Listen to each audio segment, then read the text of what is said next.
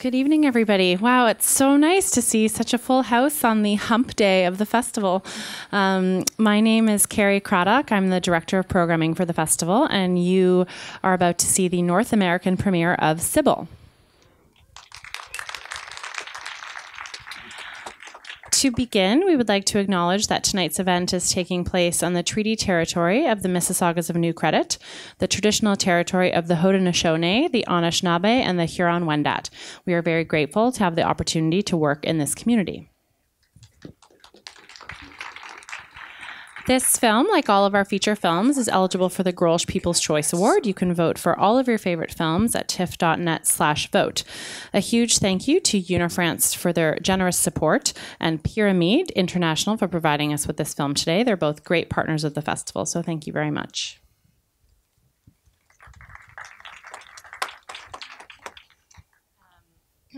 The directing duo that is here tonight was last here with their film Ningen in 2013, so some of you may have seen that. I was completely entranced by their latest feature, SIBEL, and the performance of the lead actress, Damla Sonmez. I can't wait to share it with all of you. We're very fortunate to have the directors here for an introduction and a Q&A after the screening, so please do stick around for that. But now, without further ado, please join me in welcoming the directors of SIBEL, Çagla Zencirci. How did I do? Yeah, it's good. Yeah, it's good. Good. And Guillaume Giovanetti.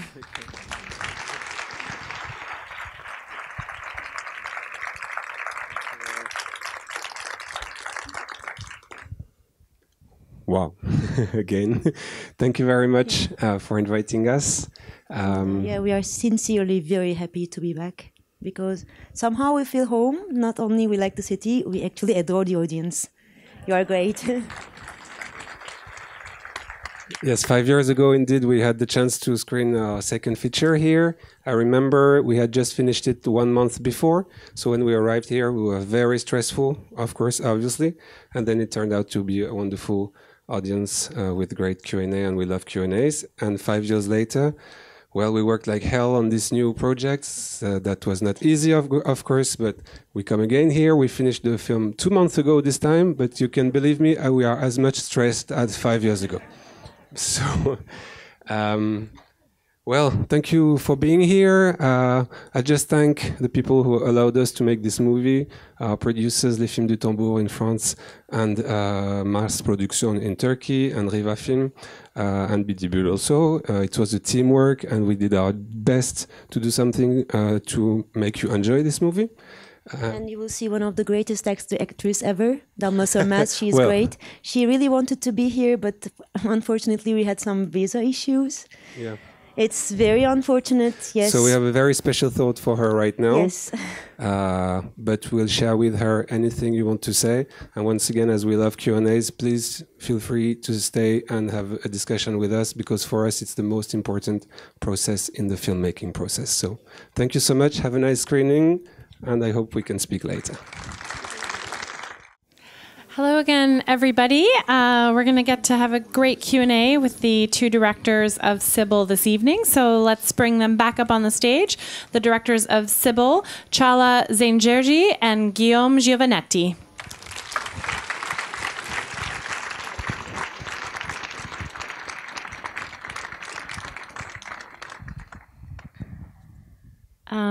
I'll start this off by asking a couple of questions, although I have many. And first of all, there's no music in the movie. And as we're standing here watching the credits, it's such a powerful, strong song. And I'm wondering if you can talk a bit about those choices. Sure. Well, I feel much better now. It's cool. For the music of the movie, from the beginning, we were thinking about having music on this film. Normally, it's not our primary choice. We do not really like music in films. But for this one, we wanted to have one. But during the editing, we tried the music we had in our minds. It didn't work. So we said, okay, maybe it's not the right genre. Let's change it. And I even saw jazz on SIBEL at one point, because we were really keeping on trying to put some music. But every time, the movie was somehow rejecting it. It's like, you know, you can imagine it as a child. you always encourage it to walk, and then when he or she starts to walk, you say, don't go there. So you cannot do really this to the film, because if you force it, then it doesn't work.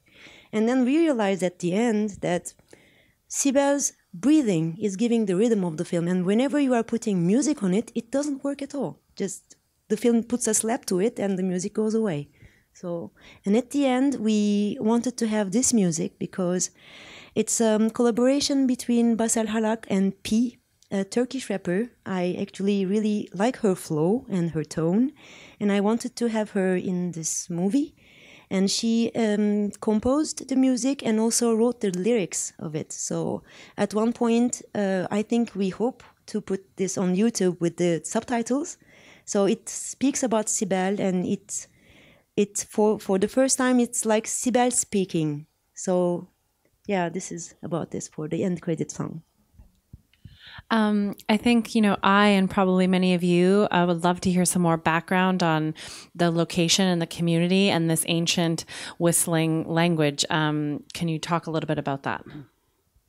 Sure, of course, because it was the actual first thing that attracted us to that place. We had heard about that whistling language like 15 years ago, so it's very some time ago. And it was just a book about languages, and there was this line about this language, but nothing more.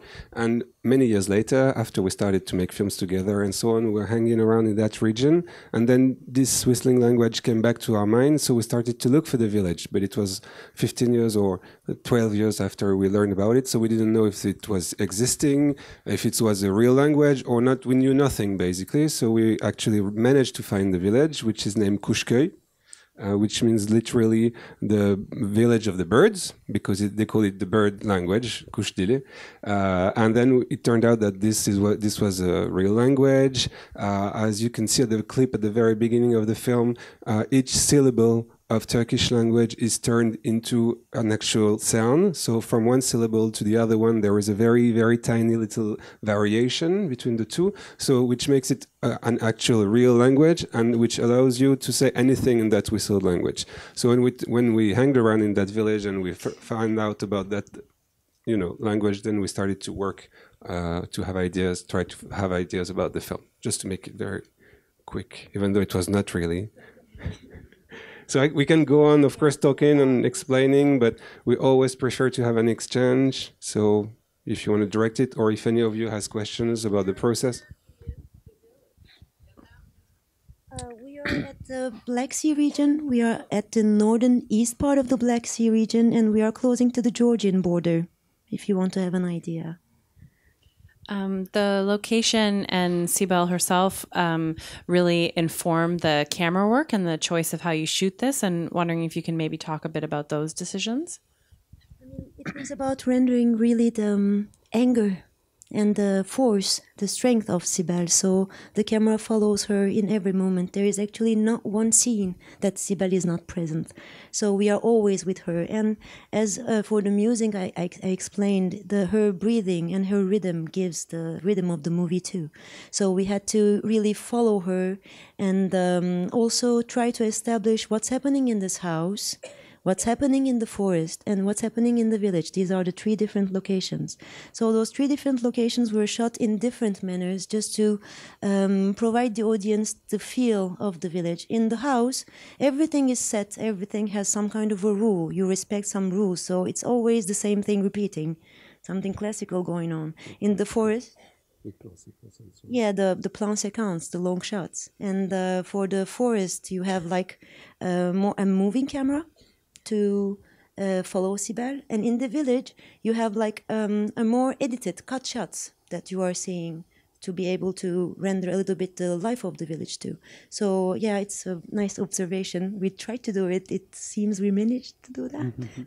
And we work with a wonderful DOP, Eric Devin, who was making magic anytime we were trying to experience things with him.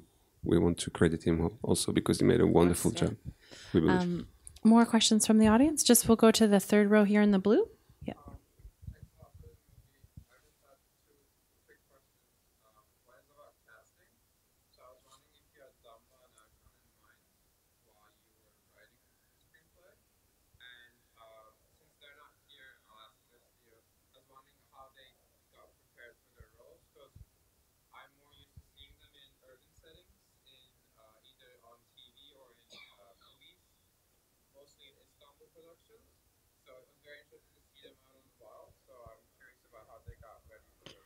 Sure. I'll just repeat that in case anybody at the back missed it. So there's two questions. One about the casting, and particularly of Damla. Did you have her in mind when you wrote this, or did she come after? And then also, the gentleman is used to seeing these actors in more urban settings, in particularly Istanbul and on TV. And if you could maybe speak for them or talk about how you prepped with them for shooting in these different locations. I mean, I don't know if you know about our previous works. Normally, the way that we work is that we are meeting people, and those people that we meet are telling us their stories. We are writing fiction scripts about them, and we convince them to act in our movies. So we had this experience of working with non-professional actors until SIBEL. For SIBEL, we really wanted to go into the fiction, and when we started to write the script, we needed a face because we are not used to do that. We normally know people that we are writing on, so we know the face, we know how they behave, how they talk. But in this case, we very quickly needed a face to put on SIBEL. And Damla Sönmez was actually the first option that came in our minds, and we don't know her. We never met before. So we met Damla 2.5 years before the shooting, just to see, if we can get along together, because, everything can happen, or maybe she won't be available for the shooting. And at that time, there were only 5 sentences. So SIBEL, mute girl, living in the Black Sea region, communicates, only 5 sentences. And she looked at it, she said, I want that part. But there's something you should know, I don't know how to whistle at all. Like nothing. Not a single sound, Yeah. And she said, I don't want this to be, some kind of an obstacle whenever you will be to the point of choosing the actress, because I will work. And she did work. All the whistling that you are hearing is Damla Sönmez. Like 60% of it is during the shooting. And sometimes the volume of the whistling was too low. And then she came back and she dubbed herself. So, and all the whistling is the correct way of whistling, because Damla Sönmez was trained by a whistling teacher in the village. For months, she went there, she lived there, and in the beginning they were saying, oh no, you're never gonna make it. And Damla was working really so hard, and at one point she started to whistle, and then she started to repeat the dialogues. So what you hear is the real whistle language, so the old subtitles are actually what she's saying. And it was checked 2 weeks ago by the whistling teacher in question, so it was kind of validated. Just as an extension of that question, I'm wondering if you have plans to screen it in that village, or if you already have. What do you think? I mean, yes. I mean, but I'm not from there. You tell me what you want. We did screen it. Yeah, we did screen it. It was 2 weeks ago. Normally, when we are shooting somewhere, we always go back and ask them for their approval, saying, "Okay, this is what we will be going to show to the world. Do you agree?" And they're saying, "Yeah, that's good. Actually, I saw my house. I'm really happy." They were really happy because, beginning from the 60s, many foreign crews came there to study the language, and then many commercials and documentaries were made on the whistling language. But actually, no one came back to the village to show it. So they were always complaining. Yeah, they never come back. You are coming here, doing your thing, and we never see your faces again. We said, we promise you, we'll come back and show it. So there is no cinema, like 3 hours of, car around. There is no cinema at all. So we said, okay, how we'll do that? We transformed the primary school into a cinema. There was a screening projector. And then we thought, okay, it's summertime, people are out in the big cities, and maybe not many people will come. And then I saw some full buses coming from other villages. Because the news had spread, it was completely out of control, And the mayor, we went to the mayor, we showed him first the film, and then he came down to this street you see in the film and said, tonight we will screen the film in the school. Let the news go. And we were thinking about, should we make a second screening? How we'll do that? And they were really packed one on each other. And they just watched the film. They are really happy to see it. And also they are, super welcoming people. They were really nice from the beginning to the end. We have only 5 professional actors, and the rest of it is the village people. So they are really it's a great. mix between locals and professionals. And maybe just to answer your question about Erkan, the other actor who is acting Ali, to speak the truth, we were not thinking about him straight when we were writing the script. Ali character was slightly different from SIBEL because SIBEL was carrying the whole film on her shoulder, and Ali was different, and we really needed somebody who would bring us something we could not really think in advance about the character of Ali. And I remember it was our casting director who insisted very much on him. We didn't know him before, so I mean, you saw him maybe in a few things, in films but not and really. TV series, but it was not a person that we had in mind. And so she insisted so much that okay, we made him come, and he was in a shooting which was maybe 600 kilometers away on that day, and he came to the production company after 8 or 9 hours of drive by night. Then he came. He was supposed to be on the set at 8 o'clock on the next morning. And I was feeling, I felt so bad because he was not our first choice. And he sat. And he just started to deliver something that I shot with my small camera, which is in my bag over there. And within 10 seconds, we knew he was the one. That was like, whoo. So we're not used to do such things because normally we work with real people. That was the first time that somebody would come, make an audition about just like 30 seconds of a shot, and then it would change our minds completely. And he was great on the shoot. He's a great actor. He has such a kind of sense of a rhythm. The way that he delivers the dialogues.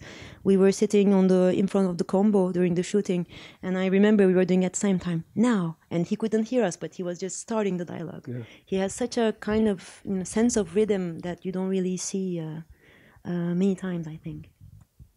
So there's a few more questions. We have time for maybe one or two more, so we'll just go into the red with the glasses. Yep.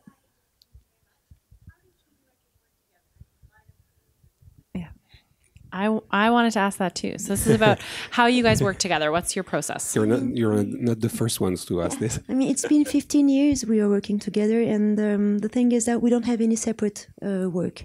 We started to make films together. So today, I don't think I'm able to make films if Guillaume is not there. And same for me with Çagla. This is how we learn to do, and it depends. For example, for the writing part, one of us will have an idea, the other one will develop it. And then it will become a synopsis and a treatment. And for the shooting, most of the time for the previous movies, I was with the actors, Guillaume was with the technical team, but it depends. For Pakistan, it was working. For Japan, it didn't work, so we switched. We try to adapt, and it's some kind of a 24 hours of workflow. Sometimes he wakes me up at 4 saying, I have an idea, look, we will do that. But then she wakes me up at 5 saying, no, we will do it this way. Yeah, because I cannot sleep after. So it's a 24-hour, fighting situation. We fight a lot on the set, in the editing process, but we enjoy it very much, and then we try to do our best. We really had a wonderful team to make this movie. Everybody gave their best, and you should, if one day you meet them, ask them how we they can fight on the set. Yes. Okay, there was one more question down here. Yes, go ahead.